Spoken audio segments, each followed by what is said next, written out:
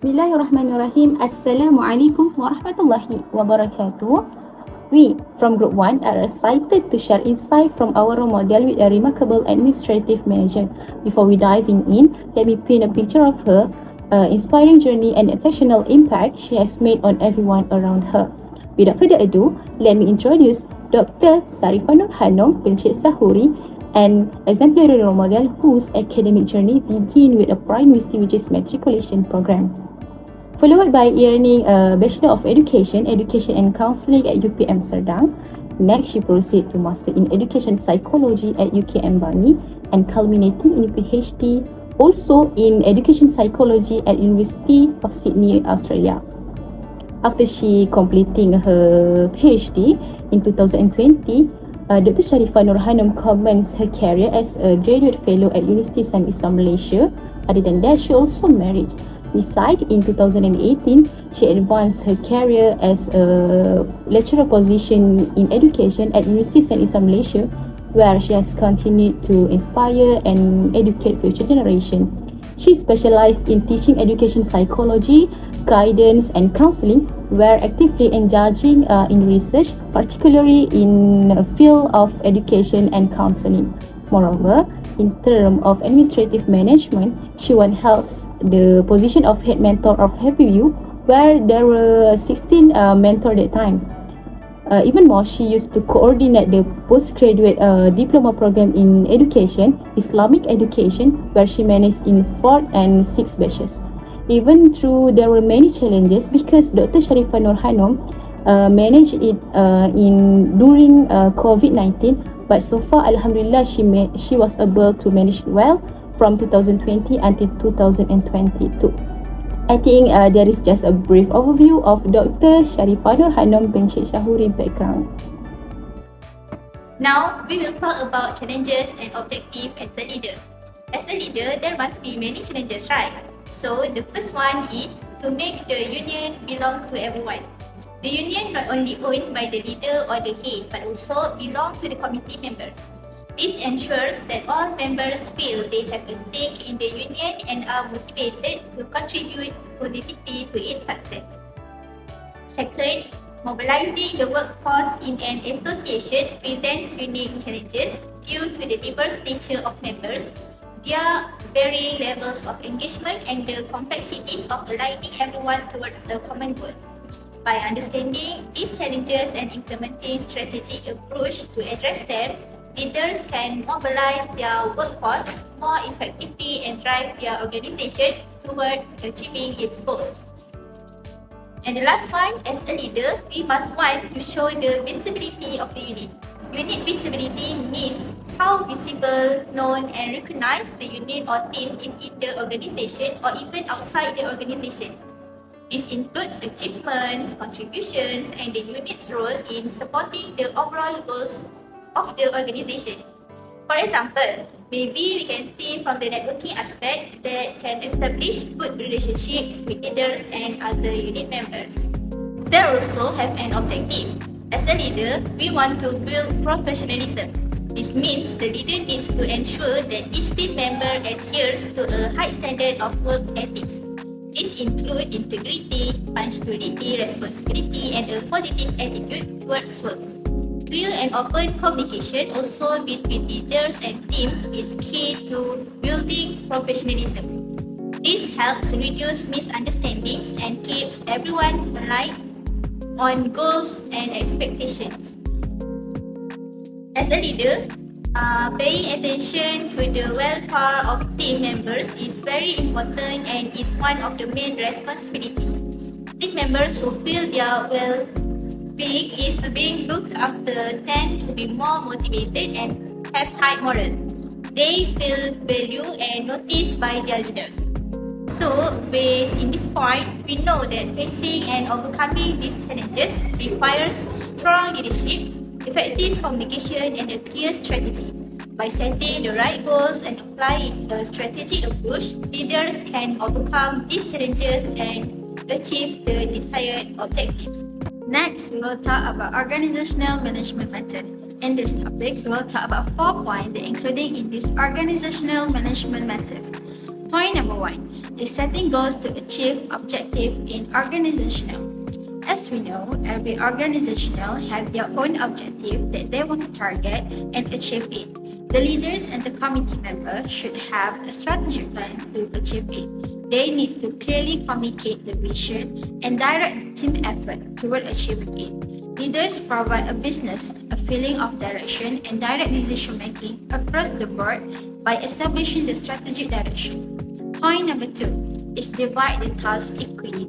Organizational is where the people need to do work together and not be alone. The leader must ensure that everybody got their own work and need to give the work to which they most skilled in. The work will be completed in good condition and without any problem. If the problem occurs, it can be immediately because they acknowledge where the mistake happened. In addition, dividing the task equally will make the atmosphere in the workplace more harmonious without the issue of trivial issue where group members are jealous of the assigned task.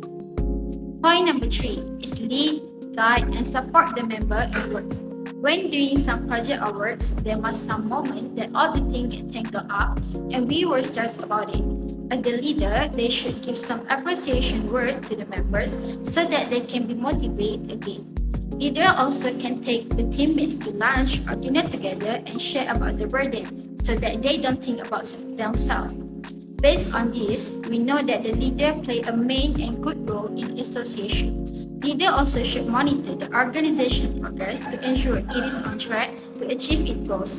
The leader should have monitored the project or the work so it should be done before the deadline of the project and help the teammate from getting false information. Next, characteristics as a leader. First, trust and responsibility. For example, the head manage problematic students such as students who want to drop out of college because of personal problem. As a leader, they need to find out the causes and problems faced by the students and also discuss what is the best decision for the students. Second, think far and fast. Leader need to know how to create good cooperation between his teammates and common goals. But the slow decision will cause the task to be carried out to move slowly. Therefore, the leader must be good at how to work with his teams and also have a clear common goals. Third, be fair in making decision. A leader need to accept the view, opinions of the members and not making decision alone. But remember, the decision made must be mutually agreed with all team members. Lastly, good relationship with others. A leader does not use his power arbitrarily in his duty. A good relationship is also bound when a leader deals with other committees.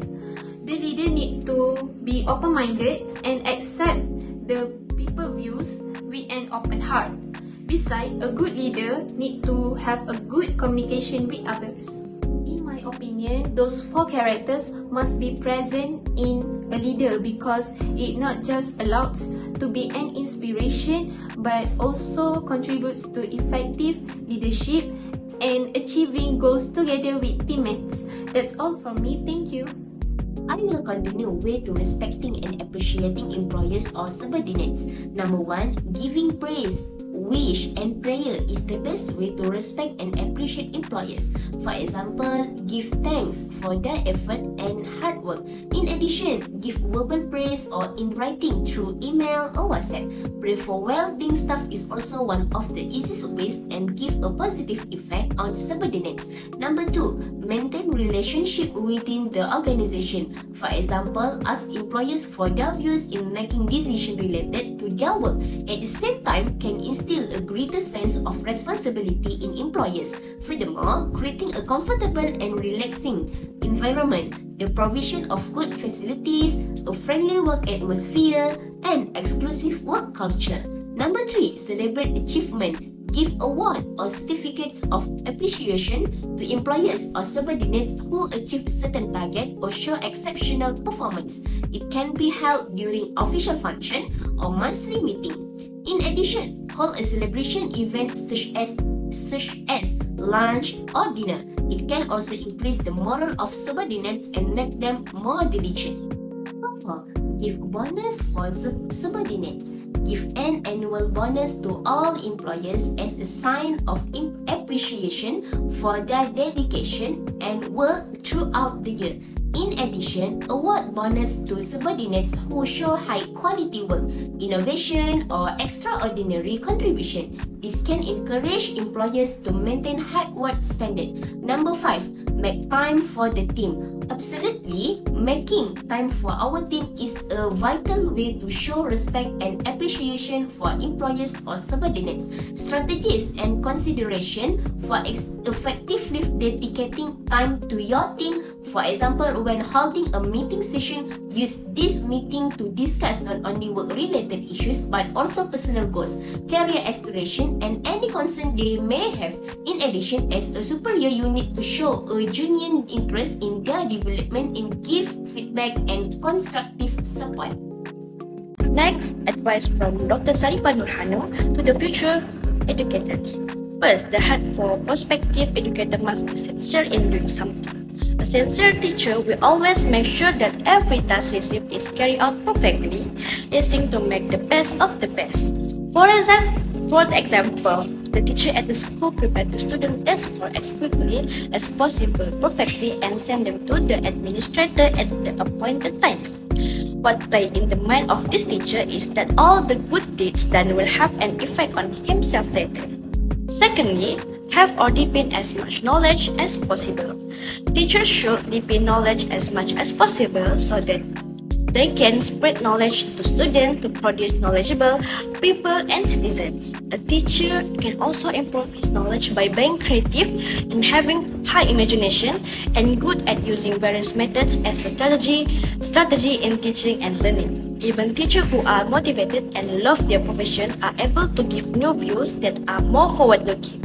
Students to strengthen their existing knowledge, a teacher also needs to always take the initiative to add knowledge by doing various studies, experiments, reading, research, searching for information, and so on. Next, have a strong leadership qualities in educating students. Teachers not only lead and guide knowledge, but also guide student behavior and personality, including how to respect the importance of living unitedly, trusting each other, physical health, student progress, and so on, that can form a good student attitude. A teacher's leadership will be able to be implemented well when he has a good view and initiative in leading students. Teachers as the leaders must first be able to handle work well, orderly, systematically, and firmly in their conversation and work that can attract the interest of students. Lastly, avoid despair and be encouraged. The greatness of the duties and responsibilities of a teacher, but this does not negate the duties and responsibilities of other careers. Every career has its own challenges. Everything requires patience and high self-esteem. When you as a future educator feel hopeless and want to give up, remember why you started. If we return to our true intention and focus, of course we will not stray from the path of responsibility. Every student cannot be denied the right to exposure and education. Each of the students has the right to succeed in their own field. Do not tarnish this career with our issues and difference in the responsibilities given. So that's all for me. In conclusion, our interview with Dr. Sarifah Nurhano has elevated key aspects of effective management and leadership in an organization. With a background as former CPP advisor, she has faced and overcome numerous challenges driven by clear objectives to promote growth and sustainability. Dr. Sarifah Nurhano's management style emphasized collaborative decision-making and inclusivity, ensuring everyone's voice is heard.